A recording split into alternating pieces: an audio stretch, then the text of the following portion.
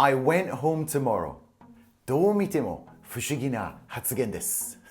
タイムマシンがあるとまた話が変わってきますけどね。しかし、この間、うちの生徒さんがそれを言って、この英会話教室がもう大騒ぎになりました。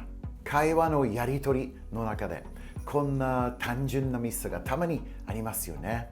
でもその本人があんまり気づかなくて、その周りの人がもう大混乱になってしまいますね。自分の経験から見ると、特に初心者の方はですね、tomorrow の使い方に関しては間違いが多いですね。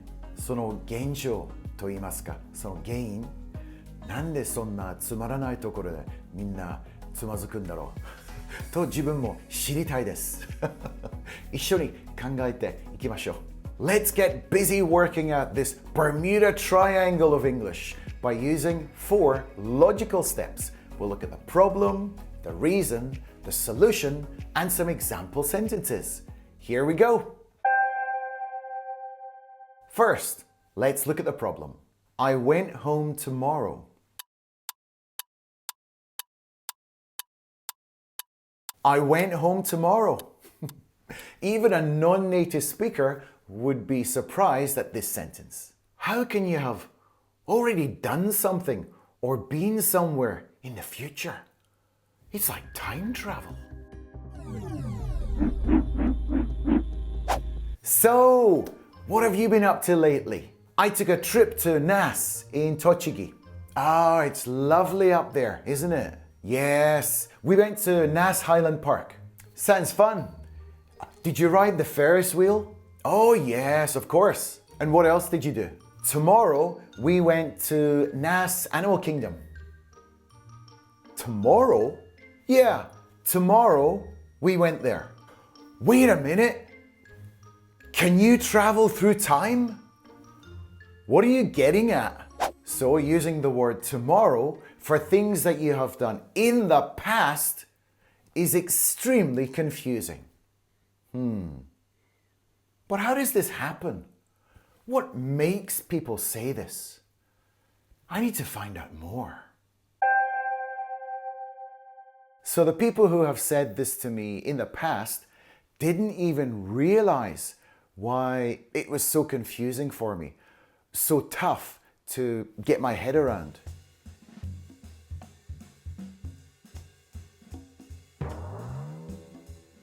But as far as I can tell, people mean to say 翌日 or 次の日.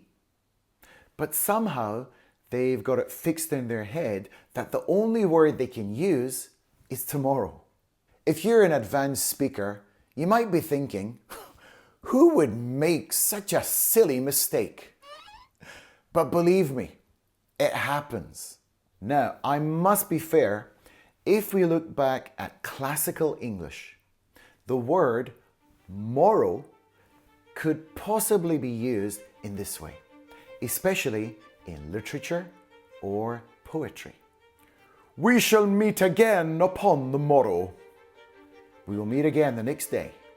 But in modern English, we only use tomorrow. When we do use tomorrow, it can only be used for the future. It's never used for talking about the past.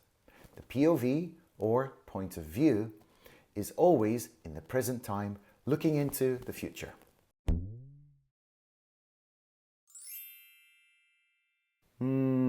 It could be used for reported speech, but that doesn't happen very often.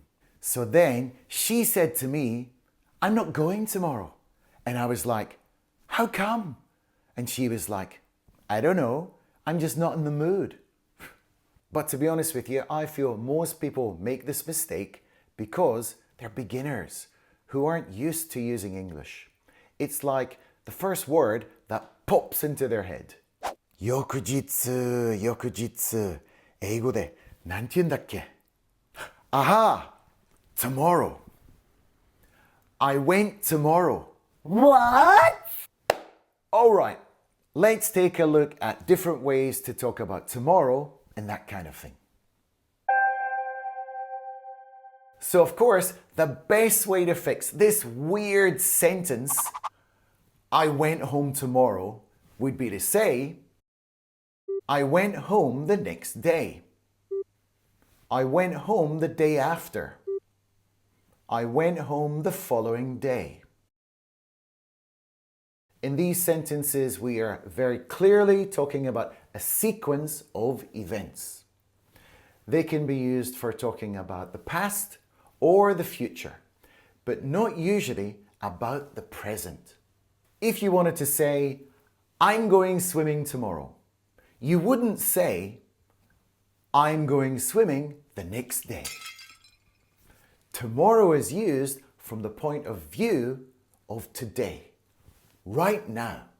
The next day, the day after, the following day. These are all used for talking about a sequence of events. That's the main difference. While we're on the topic, let's take a gander at these expressions of time. The day before yesterday. The day after tomorrow. 2 days after tomorrow. Warning! Don't fall into the trap of saying tomorrow's tomorrow or yesterday's yesterday. That doesn't make any sense at all in English. It might sound all right to you, but native speakers would be very confused. But you know what? I hardly ever use those expressions. Just like I never use the 24-hour clock. Of course, the system and the language exists in English and everybody understands it, just like in Japanese.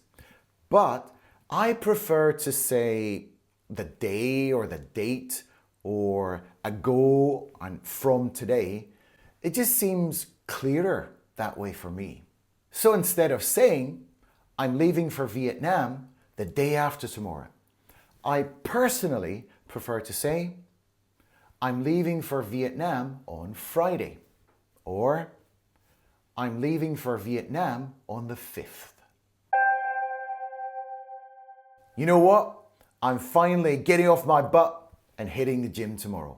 Get off your butt is a slang expression meaning to get up off the couch and take action. Your butt is a slang expression for your bottom. When we hit the gym, it's a cool way of saying go to the gym. Tomorrow's the big game and I'm pumped to see our team crush it. If you're pumped, it means you're excited about something. To crush it means to win or to have great success. Good long weekend. Yeah, but after a long weekend, it's a struggle to get back into the groove of things. So to get back into the groove is to return back to your regular routine, your regular schedule, like your working rhythm. Get back into the groove. You may remember, if you're the same age as me or older, Madonna had a song called Get Into the Groove. Yeah, like a virgin. Ooh. Oh, I was so exhausted today. I pulled an all-nighter the day before yesterday and I'm still feeling it. If you're studying for a test, working on a big project, or just don't go to bed, you can pull an all-nighter. It's also used for when you go out drinking all night. After a day of exploring the city, we were all exhausted. The following day, our feet were killing us. So if your feet are killing you, it means they're really painful, really sore. You can say, my head is killing me. My stomach is killing me. My backache is killing me. Oh, my toothache is killing me.